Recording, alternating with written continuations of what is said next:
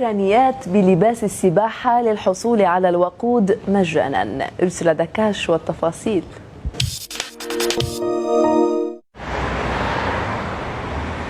محطة بنزين بالعاصمة الأوكرانية كييف تحولت إلى شط بحر أو إلى منصة لعرض الأزياء مع العشرات من النساء يلي أطلوا بملابس السباحة للاستفادة من عرض المحطة. شو هو العرض؟ تعوا بالمايو وعبوا بنزين ببلاش. شو ردة الفعل؟ صفوف طويلة من السيارات كلها فيها ناس محمسة للاستفادة من هالعرض.